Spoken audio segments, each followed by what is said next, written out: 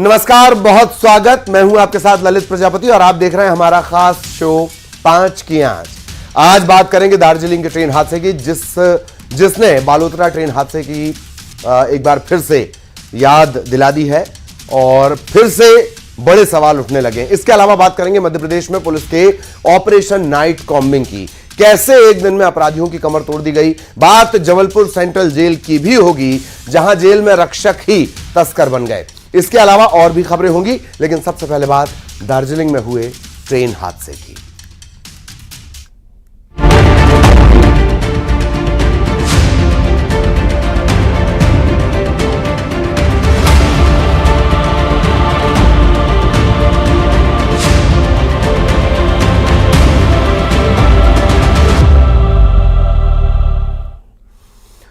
तो दार्जिलिंग में हुए ट्रेन हादसे ने ओडिशा के बालासोर ट्रेन हादसे की यादें ताजा कर दी हैं।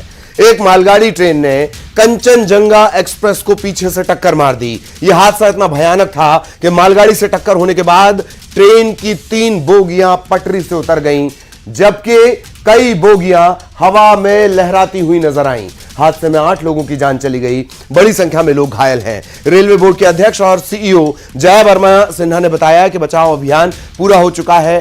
ट्रेन चला रहे लोको पायलट ने मालगाड़ी में ट्रेन चला रहे लोको पायलट ने सिग्नल की अनदेखी की, इसके चलते यह हादसा हुआ। हादसे में लोको पायलट की भी मौत हो गई है। हादसे में कंचनजंगा एक्सप्रेस के गार्ड की भी जान चली गई है। कंचनजंगा एक्सप्रेस के फंसे यात्रियों को निकालने के लिए उत्तर बंगाल राष्ट्रीय परिवहन निगम द्वारा बस सेवाओं की व्यवस्था की गई है।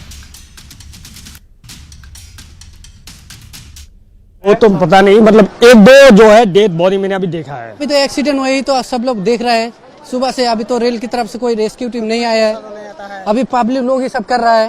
कितने पैसेंजर्स हताहत हुआ है इसमें? अभी तो हिस्सा सब ऑपरेशंस कंप्लीट हो गए हैं। हमारा एरिया ऑफिसर जो जलपाईगुड़ी में, न्यू जलपाईगुड़ी में है, वो और उसकी टीम तुरंत वहां पहुंच गए थे। ये करीब 10 किलोमीटर है एनजेपी से घटनास्थल। तो रेलवे के एडीआरएम और एरिया ऑफिसर अपनी टीम्स के साथ वहां तुरंत पहुंच गए। जो लोकल लोग हैं वो तो सबसे पहले आ ही जाते हैं, वो भी आ गए थे। स्टेट और डिस्ट्रिक्ट के एडमिनिस्ट्रेशन भी आ गया और एनडीआरएफ, आर्मी, एवरीबडी, सब कोई वहां पर पहुंच गए हैं घटनास्थल पर रेस्क्यू के लिए।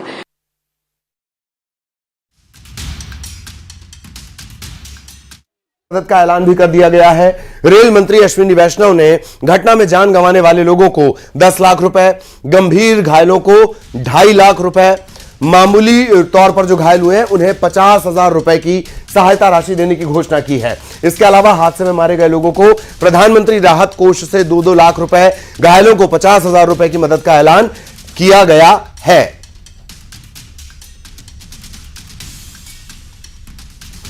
आर्थिक मदद का ऐलान कर दिया गया है। यह भी तय हो गया कि रेस्क्यू ऑपरेशन लगभग पूरा है। जो घायल हुए हैं उन्हें बेहतर उपचार के लिए भर्ती करवा दिया गया है। रेस्क्यू ऑपरेशन की शुरुआत एनडीआरएफ, एसडीआरएफ के साथ साथ जो स्थानीय लोग जो सबसे पहले पहुंचे उन्होंने ही की थी।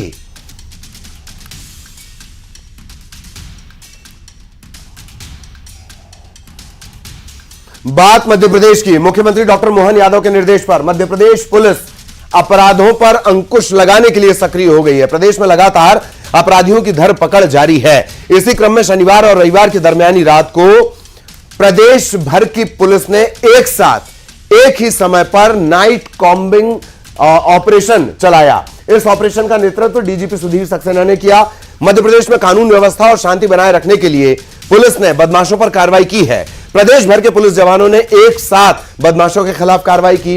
इस कार्रवाई में प्रदेश के 15,000 से ज्यादा जवान शामिल रहे। इस दौरान अलग अलग थाना इलाकों से करीब 8,000 आरोपियों को पकड़ा गया है। यह पहली बार होगा जब पुलिस ने इतना बड़ा अभियान चलाया है। डीजीपी ने रात 1 बजे बीएनपी देवास, 2:30 बजे कोतवाली सीहोर, 4 बजे को हिफिजा थाना पहुंचकर इस नाइट कॉम्बिंग ऑपरेशन का जायजा लिया। रात में ही जोनल आईजी से बात कर उनके जिलों में चल रहे नाइट कॉम्बिंग ऑपरेशन की जानकारी ली। इस व्यापक अभियान का उद्देश्य प्रदेश में कानून और व्यवस्था को बनाए रखना और अपराधियों के खिलाफ कड़ी कार्रवाई करना था। जनता की सुरक्षा, प्रदेश में शांति और कानून व्यवस्था को मजबूती को बनाए रखने के लिए अपराधियों में भय उत्पन्न करने के उद्देश्य से यह कॉम्बिंग गश्त की गई। इस अभियान के तहत फरार बदमाशों की, अपराधियों की धरपकड़ की गई। सभी स्थायी और गिरफ्तारी वारंटों की तामील की गई। जिला बदर अपराधियों की चेकिंग सुनिश्चित की गई। कॉम्बिंग गश्त के दौरान पुलिस ने अलग अलग जगहों पर छापे की कार्रवाई की। संदिग्ध व्यक्तियों की जांच की गई। जिन अपराधियों के खिलाफ वारंट जारी हुए थे उन्हें गिरफ्तार किया गया। बताया जा रहा है इससे पहले अपराध नियंत्रण और सुरक्षा व्यवस्था को सुदृढ़ करने में इसके जरिए मदद मिलेगी। हैरत की बात यह है कि जब सीएम साहब सख्ती दिखाएंगे तभी क्या कानून के इकबाल को बुलंद करने के लिए वर्दी वाले सड़कों पर उतरेंगे। सवाल यह नहीं है कि 15,000 पुलिस वाले उतरे। बड़ा सवाल यह है कि 8,000 आदतन बदमाश और जो अपराधी थे वो कर क्या रहे थे। पुलिस कार्रवाई कर अलग अलग कैटेगरी के आरोपियों को गिरफ्तार किया गया। 8,000 से ज्यादा आरोपी इसमें शामिल हैं।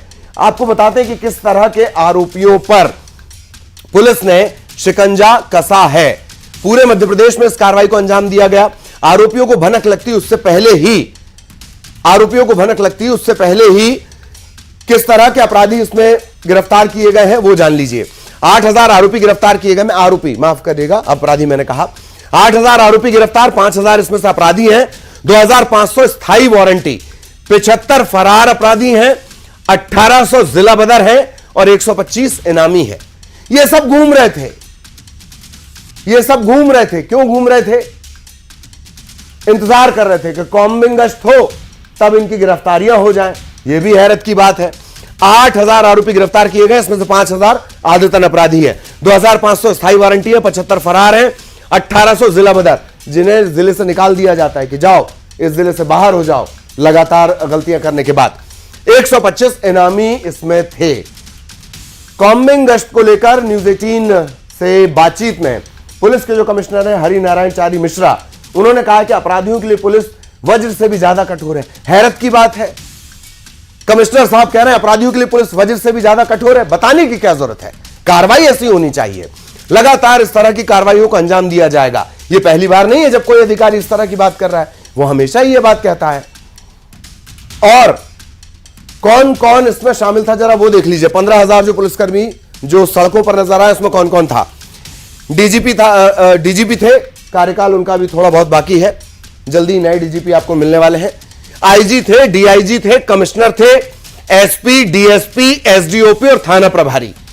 ये सब तकरीबन 15,000 ये रात को मैदान में उतरे और तब गिरफ्तारी हो पाई 8,000 की। इसमें आदतन अपराधी शामिल हैं, जिला बदर शामिल हैं, वारंटी हैं, इनामी बदमाश हैं। यही वजह है, बार बार जो मैं आपको कह रहा हूं, 15,000 पुलिस वाले उतरे तो 8,000 गिरफ्तारियां हुई। लगातार निरंतर सतत ये कार्रवाई चले तो 8,000 खुले में घूमेंगे ही क्यों? यही सबसे बड़ा सवाल है। कमिश्नर ने क्या कुछ कहा वो सुन लीजिए। मिश्र इस वक्त हमारे साथ मौजूद हैं। सर, एक बड़ी कार्रवाई को अंजाम दिया और एक बड़ा मैसेज भी कि अपराध के खिलाफ और अपराधियों के खिलाफ जीरो टॉलरेंस की नीति पे काम होगा। लगातार पुलिस आपराधिक तत्वों के खिलाफ तत्परता से कार्रवाई कर रही है और अब देखेंगे तो लगभग गंभीर जो अपराध के मामले हैं उनमें काफ़ी कमी भी आई है। उसी कड़ी में माननीय पुलिस महोदय के निर्देश पर पूरे प्रदेश में एक व्यापक अभियान चलाया गया था, जिसमें खासतौर पर पूरे प्रदेश में जैसे आपने बताया कि 15,000 से ज़्यादा पुलिसकर्मियों ने इस पूरे ऑपरेशन को अंजाम दिया। इसी कड़ी में भोपाल में भी एक बड़ी कार्रवाई हुई थी, जिसमें लगभग 1,000 ऐसे बड़े अपराधियों पर कार्रवाई हुई और इन्हें लगभग उसमें 800 के आसपास अस्थायी और गिरफ्तारी वारंटी थी, जो कि एक बड़ी संख्या है। यह पिछले दिनों लगातार चुनावों के समय और उसके कुछ पहले से मिलाएं तो लगभग पुलिस की 12वीं कार्रवाई भोपाल में थी, जिसमें 12 ऐसी बड़ी कार्रवाइयाँ की गई थी। इसका एक सीधा असर पड़ता है, खासतौर पर अगर ऐसी कार्रवाइयों के बाद अपराधों का ग्राफ जहां कम होता है वहीं दूसरी तरफ जो शिकायतें आती हैं उनमें भी कमी आती है। इस कड़ी में हम लोगों ने पिछले दिनों जब एक अध्ययन किया, खासतौर पे जो डायल 100 पे कॉल्स आते थे, भोपाल की मैं बात कर रहा हूँ, तो अगर भोपाल में जितने डायल 100 के कॉल आते थे उसमें लगभग महिला अपराध और संपत्ति संबंधी अपराधों में 40% की गिरावट आई है। खासतौर पे कॉल्स, कोई भी समस्या आने पर व्यक्ति डायल पे कॉल करता है, तो यानी कि इस तरह की समस्याओं में अगर कमी आएगी तभी कॉल्स में कमी आएगी, तो सीधा इसका असर पड़ता है और इस तरह की गतिविधियों का खासतौर पे आपराधिक तत्वों पर शिकंजा कसने में काफ़ी कारगर होते हैं। और सर, बड़ी गोपनीयता से भी एक सरप्राइज हो गया ये तो अपराधियों के लिए धरपकड़। हाँ, अगर अपराधियों को पहले से पता हो कि इस तरह की कोई कार्रवाई होनी है तो निश्चित तौर पे वो नहीं मिलेंगे, वो पहले से सावधान हो जाएंगे, सतर्क हो जाएंगे, अपने जगह को छोड़ देंगे। इसलिए एक बड़ी चुनौती रहती है कि अगर इस तरह का कोई ऑपरेशन इतने बड़े स्तर पर चलता है तो उसकी गोपनीयता अंतिम समय तक सुनिश्चित रहे, यह इस बात के लिए ही आवश्यक है। और निश्चित तौर पर इसका एक सीधा असर पड़ा और इसमें खास बात यह रही कि गोपनीयता अंतिम समय तक सुनिश्चित रहे, जिसका एक व्यापक असर भी देखने को मिला। तो हरिनारायण चारी मिश्र सर हमारे साथ थे और उन्होंने साफ तौर पर बताया कि इस तरीके की कार्रवाई आगे भी जारी रहेंगी और आपराधिक और असामाजिक तत्वों के खिलाफ लगातार कठोर एक्शन देखने को मिलेगा। वीडियो जर्नलिस्ट संजय नामदेव के साथ न्यूज़ 18 के लिए भोपाल से वासु चौरे। अब इसी तस्वीर का दूसरा पहलू जान लीजिए। एक तरफ अपराधियों पर नकेल कसने के लिए ऑपरेशन चल रहा था, दूसरी तरफ जबलपुर सेंट्रल जेल में रक्षक गार्ड जो वहां पर होता पुलिस वाला रक्षक नशीले पदार्थों की तस्करी कर रहा था। जी हां, पुलिस प्रशासन ने अपने ही जवान को नशीले पदार्थों के साथ पकड़ा है। पूरा मामला आपको जरूर देखना चाहिए। केंद्रीय जेल की सुरक्षा में बड़ी सेंध, नशे की सप्लाई पर बड़ा खुलासा, जेल में नशा सप्लाई का रेड कार्ड,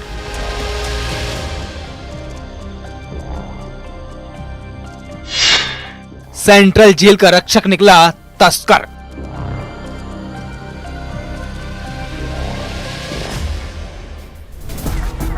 जबलपुर की सेंट्रल जेल में धड़ल्ले से नशे की सप्लाई का मामला सामने आया है और ये काम कोई और नहीं बल्कि कैदियों की सुरक्षा में तैनात जेल प्रहरी ही कर रहे हैं। बताया जा रहा है कि जेल प्रशासन को लगातार शिकायतें मिल रही थी, जिसके बाद जेल प्रहरियों पर निगरानी बढ़ाई गई। कल सायंकाल 6 से 10 की ड्यूटी के दौरान रूटीन पे चेकअप जो किया जाता है गार्ड का, तलाशी के बाद अंदर ड्यूटी भेजा जाता है, उसी के तहत सूचना मिलने पर सबकी सघन तलाशी की गई, जिसमें से 2 प्रहरी, एक मुकेश फुंडे, दूसरा सुशील खेमरिया, इनके पास से जेल में जो प्रतिष्ठित सामग्री है तंबाकू वगैरह, ये अंदर जाने के लिए प्रसिद्ध है, तो ये मिली। जांच के दौरान जेल प्रशासन ने 2 प्रहरियों से नशे का सामान बरामद किया है। आरोपी कैदियों को नशे की सप्लाई करते हुए पुलिस ने रंगे हाथों गिरफ्तार किया है। आरोपी मुकेश के पास तंबाकू के 7 पैकेट, 2 सिगरेट की डिब्बी जब्त की हैं। 40 ग्राम गांजा भी पुलिस ने बरामद किया है। आरोपी सुशील से 2 सिगरेट की डिब्बी मिली हैं। जेल प्रशासन ने मुकेश को सस्पेंड कर दिया है और सुशील के खिलाफ विभागीय कार्रवाई की जा रही है। इन प्रहरियों का पूर्व से भी रिकॉर्ड संदिग्ध रहा है, इनको समझाइश दी गई, पूर्व में भी इनको निलंबित किया जा चुका है और पूर्व की कार्रवाई प्रचलन में है। और कल तत्काल यह देखते हुए मुकेश फुंडे प्रहरी को निलंबित किया गया एवं जो प्रतिष्ठित सामग्री गांजा जिसे जब्त किए जाने से FIR की गई और थाने में केस रजिस्टर्ड करा दिया गया और सुनील खेमरिया के खिलाफ विभागीय जांच की जा रही है। बताया जा रहा है कि जेल प्रहरी ज्यादा कमाई के लालच में कैदियों को नशे की सप्लाई किया करते थे। इसकी एवज में आरोपी कैदियों से मन मुताबिक रुपए लिया करते थे। कहा तो ये भी जा रहा है कि नशे का सामान बेचने के लिए एक रेड कार्ड बनाया हुआ था। रेड कार्ड में 15 रुपए का तंबाकू पैकेट 500 रुपए में दिया जाता था। 100 रुपए के सिगरेट पैकेट 700 रुपए में, गांजे का दाम 10,000 रुपए तक वसूलते थे। अंदर भी जांच की जा रही है कि किन बंदियों को देते हैं, कौन खरीदते हैं और ये ज्ञात हुआ है कि लगभग जो 15 रुपये का जो पैकेट है तंबाकू का, वो लगभग 500 रुपये तक में अंदर बिक जाता है। तो जेल विभाग की मुस्तैदी एवं सतर्कता के तहत तो इसको जब्त किया गया, जिसमें दोनों प्रहरी विरुद्ध कार्रवाई की गई। ये सब चीजें जेल में प्रतिबंधित हैं, लेकिन फिर भी आरोपी बेखौफ होकर सप्लाई कर रहे थे, सिर्फ और सिर्फ ज्यादा पैसा कमाने के लिए। ये कोई पहली बार नहीं है जब इस तरह का मामला सामने आया हो। पहले भी इस तरह के मामले सामने आ चुके हैं। जबलपुर से पवन पटेल, न्यूज़ 18।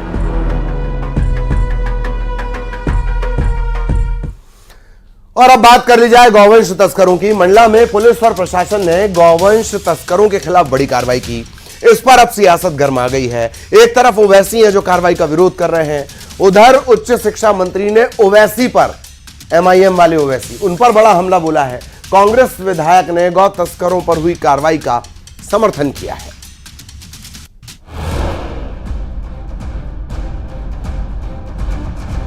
मंडला में पुलिस ने गौ तस्करी के खिलाफ बड़ी कार्रवाई की है। जिले के नैनपुर थाना इलाके में भैंसबाई गांव में पुलिस और प्रशासन ने 11 आरोपियों के अवैध निर्माण को बुलडोजर चलाकर जमींदोज कर दिया। दरअसल पुलिस ने भैंसबाई गांव में दबिश दी थी। इस दौरान घरों की तलाशी के दौरान मृत गोवंश के अवशेष फिर से पुलिस ने जब्त किए थे। 11 आरोपियों के खिलाफ एफआईआर दर्ज कर करीब 150 जीवित गोवंश को मुक्त कराया था। खुले में जिंदा मवेशी लगभग 150 के आसपास फैले हुए थे जमीन में। मोहल्ले के आजू बाजू कुछ बंधे थे। ये सब चीज़ों को देखा तो हमें भी लगा कि इतने तादाद में इनका मवेशी तो नहीं है कि सही में हकीकत वो न बताया फिर हमारे सामने भी कि हम ये काम करते हैं, हत्या किए हैं, गौ मारते, मांस बेचते हैं। मामले में अब सियासत गर्मा गई है। एआईएमआईएम नेता और हैदराबाद के सांसद असदुद्दीन ओवैसी ने बुलडोजर कार्रवाई पर सवाल उठाए हैं। उन्होंने इस कार्रवाई की तुलना मॉब लिंचिंग से की है। सोशल मीडिया प्लेटफॉर्म एक्स पर ट्वीट करते हुए ओवैसी ने लिखा, जो काम पहले भीड़ करती थी वो काम अब सरकार कर रही है। उधर न्यूज 18 से खास बातचीत में उच्च शिक्षा मंत्री इंदर सिंह परमार ने ओवैसी के आरोपों पर पलटवार करते हुए कहा, पुलिस धर्म जाति देखकर काम नहीं करती, उन्हें अपने समाज के लोगों को समझाना चाहिए।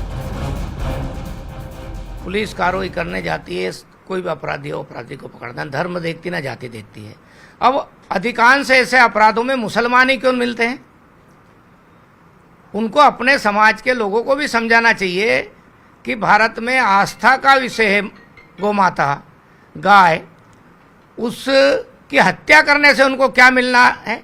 एक यहाँ के समाज की भावना को ठेस पहुँचाने में हर जगह पर पकड़ाते हैं तो कौन पकड़ाते हैं? ये ओवैसी साहब को स्वयं विचार करना चाहिए। कांग्रेस विधायक चैन सिंह वरखड़े ने प्रशासन की कार्रवाई का समर्थन किया है। उन्होंने कहा, गौ तस्करी जैसे अपराधों के लिए कोई जगह नहीं है। जो भी इससे जुड़े हैं उनके खिलाफ निश्चित रूप से कार्रवाई होनी चाहिए। जिस तरीके से अभी 2 दिन पहले ये जो घटना सामने आई है, निश्चित उस पर प्रशासन को मैं धन्यवाद देना चाहूँगा। पुलिस प्रशासन और राजस्व सभी ने मिलकर जो ये कार्रवाई की है कि हमारे एक मंडला जिला जो शांत जिला है, जहाँ इन सब चीज़ों के लिए उचित स्थान नहीं है और जो भी अपराधी इनमें संलिप्त रहे, निश्चित उनके खिलाफ कार्रवाई हो और इन पे प्रतिबंध लगे। पुलिस की ओर से आरोपियों से पूछताछ की जा रही है। बताया जा रहा है मामले में और भी खुलासे हो सकते हैं।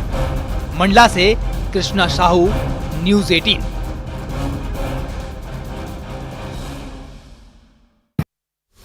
और न्यूज 18 की खबर का एक बार फिर बड़ा असर हुआ है। भिंड के पूफ में दूषित पानी पीने से हुई मौत की जांच करने के लिए ग्वालियर मेडिकल कॉलेज की टीम कस्बे में पहुंची है। डॉक्टर्स की टीम ने मृतकों और बीमार मरीजों के घर पहुंचकर जांच पड़ताल की है। आपको बता दें कि पूप में दूषित पानी पीने से 3 लोगों की जान चली गई थी। 70 से ज्यादा लोग बीमार हो गए थे। जांच में दूषित पानी पीने वाले मरीजों में हैजा होने की पुष्टि भी हुई। न्यूज 18 ने प्रमुखता से इस खबर को दिखाया था। इसके बाद जो प्रशासन है वो नींद से जागा और फिर ये तमाम सिलसिले शुरू हुए। दूषित पानी पीने से हुई मौत के मामले में राजनीति भी गर्म हो गई। कांग्रेस के नेता है, पूर्व नेता प्रतिपक्ष डॉक्टर गोविंद सिंह, सरकार से मृतकों के परिजनों को 10-10 लाख रुपए देने की मांग उन्होंने कर ली। डॉक्टर गोविंद सिंह ने जांच टीम में रिटायर्ड जज को शामिल करने की भी मांग कर ली। इस मामले में दोषी अफसरों पर कार्रवाई की मांग भी उन्होंने कर ली है। अभी तक जिला प्रशासन या सरकार द्वारा सैंपलों की जांच भी नहीं करा पाए। लगातार हैजा जैसी गंभीर महामारी चल रही है। हमारी राज्य सरकार के साथ साथ मुख्यमंत्री जी से अनुरोध किया है कि मुख्यमंत्री तत्काल इस कदम उठाएं और पीड़ित परिवार में जो मौत हुई है उनको 10-10 लाख रुपए की आर्थिक सहायता और पीड़ित परिवार के लोगों को भी 5-5 लाख रुपये सहायता दें और बीमारी पर कंट्रोल करें। और जो जिला प्रशासन के अधिकारी हैं अभी तक कुछ कार्रवाई नहीं कर रहे हैं, कर पाए, उनके खिलाफ भी कार्रवाई हो। टीकमगढ़ में भीषण गर्मी का दौर जारी है। पारा 42 डिग्री के पार हो गया है। भीषण गर्मी में पानी की भयंकर किल्लत है। बमोरी कला गांव में पानी की कमी से लोग परेशान हैं। पानी के लिए एक ही कुआं है। कई घंटों तक लाइन लगाकर खड़े रहना पड़ता है। इसके बाद भी पानी के लिए टैंकर भी मंगवाने पड़ रहे हैं। लोगों का कहना है कि नल जल योजना शुरू ही नहीं हुई है। और इसी के साथ 5 की आंच में फिलहाल इतना ही। खबरें जारी रहेंगी।